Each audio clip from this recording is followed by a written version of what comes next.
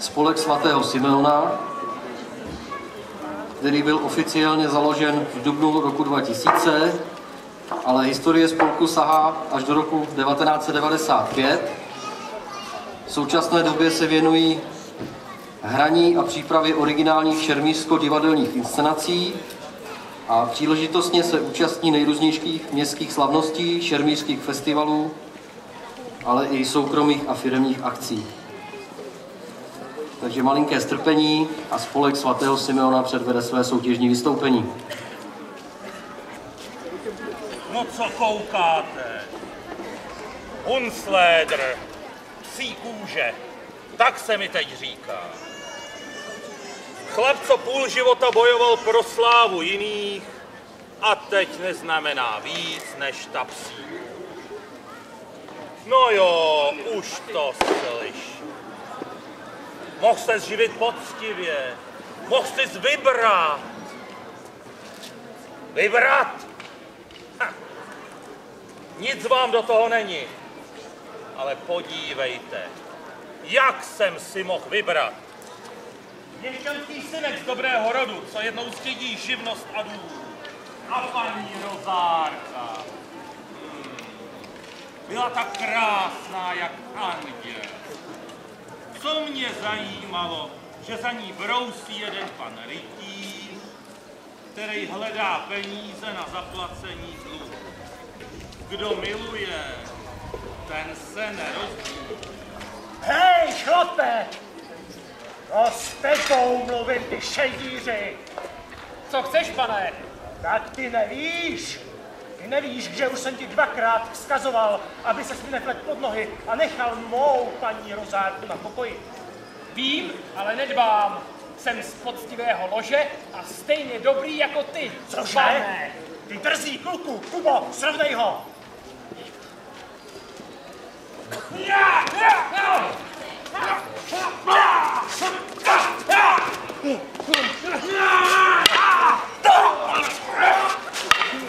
Jednáš proti právu, pane! Tady máš právo!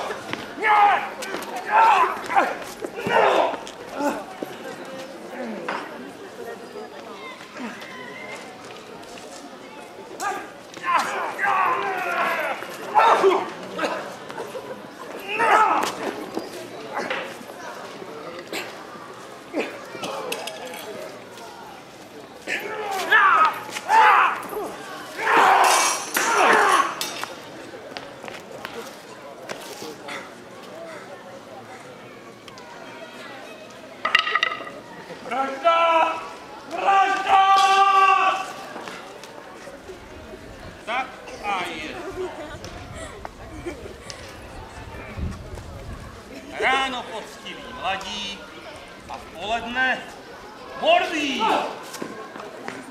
Můžeš jít kam chceš.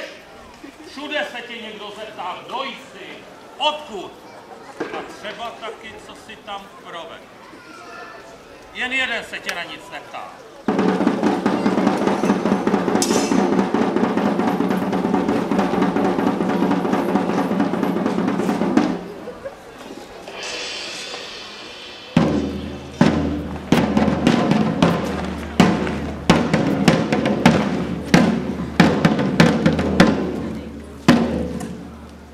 Hej, příteli, co tak smutně? No ty, svěř se mi, co tě trápí. Nechalo tě děvče? Nebo si snad něco provedl? Ne, to ne! Dobře, dobře, co bylo, bylo. Chci ti pomoci. Já nemám kam jít. Snadná pomoc. Dej se k nám a máš po starostech. To jako... No samozřejmě. Chceš bídu z nouzí? Haha. Voják má jídla kolik chce a peněz. Trápí tě láska? Voják má ženskou kdykoliv se mu zamane. A máš snad na svědomí přece jen nějaký ten hřech. Jeho milost císař svým věrným všechno odpustí. No jen se zeptej mých mužů. No jasně, dej se k nám, ať žije císař! Tak to! No tak... To je řeč hodná chlapa. Jak se jmenuješ? Johan! Výborně, Jene, pojď. Tady, podepiš.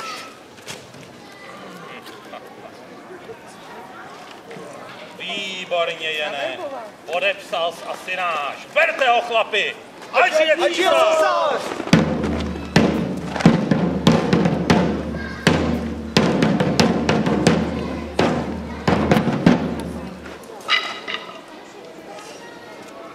Tak takhle jsem si mohl vybrat. Podepiš asi náš.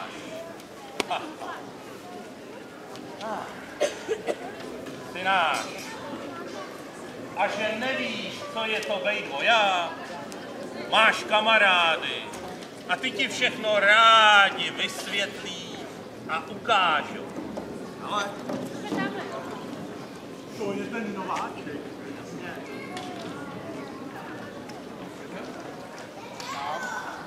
Buď zdrav, příteli! Proč mi to vedeš? Vidíš?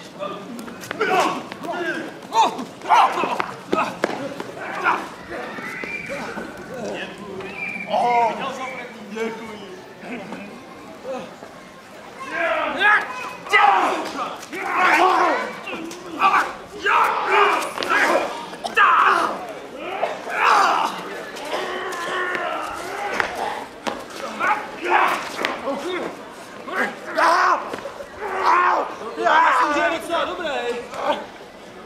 Já si myslím, že má dost.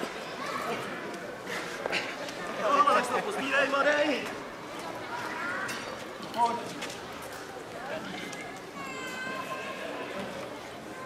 Lekci si pochopil a je z tebe voják. Tvrdý chlap, co si umí poradit.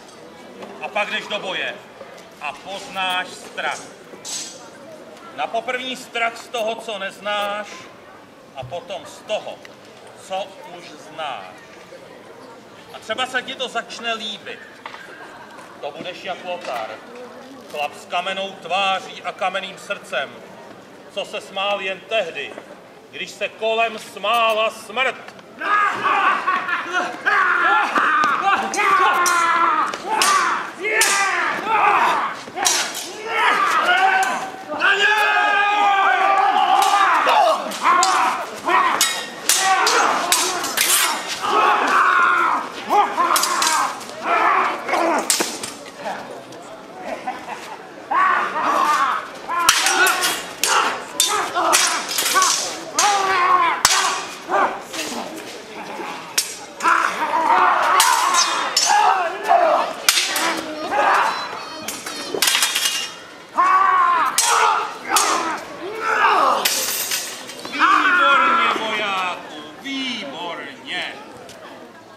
Mnohokrát jsem o tobě slyšel, ale co jsem teď viděl, to překonává veškerou chválu. A buď si jist, že tvá statečnost nezůstane bez odměny. Z moci dané mi jeho mlostí císařem tě od této chvíle jmenuji praporečníkem naší jednotky. Ne, já ne. Vím. Je to veliká čest a ty si ji nečekal. Ale zasloužíš si ji. Tak hodně štěstí, pane praporečníku.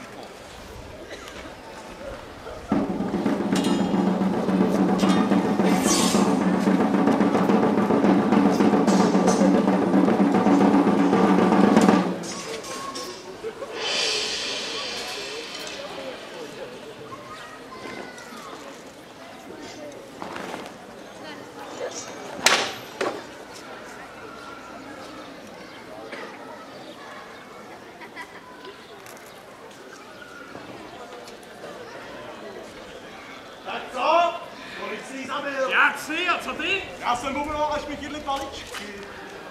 A hele, náš nový Fenrik. Co s kamarádama zapít? No, co dáš do placu? Držte huby, hovada. Co je? To už pro pana Fenricha nejsme dost dobrý, nebo co? No, prapor.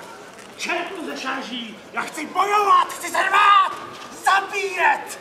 A nedostal s náhodou po palici? Trojitej žot. Místo vprostřed čtverce a pánovi se to nelíbí?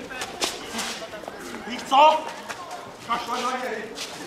Kam pak, pánové, kam pak? Tak brzo.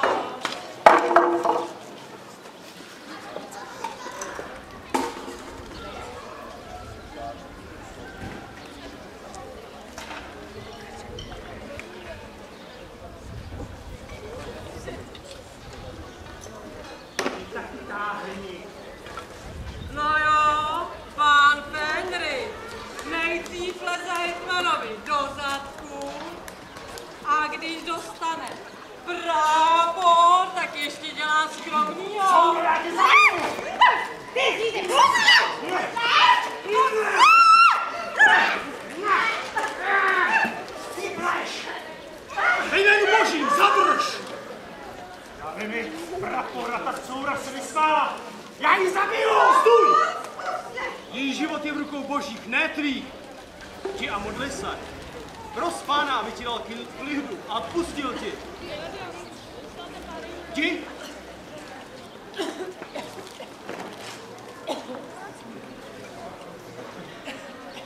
Ty pojď, dcero.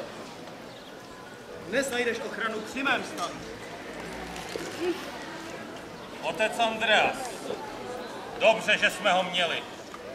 Přišel k nám se slovem božím a snažil se, jak se snažil, zachránit naše duše před peklem. Ale říkej vojákovi, že má milovat svoje nepřátele. Uč ho, nezabiješ.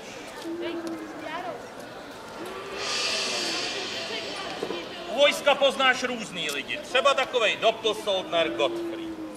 Chlap, co měl krásný ideál. Dal se naverbovat, aby bojoval za císaře a vlast.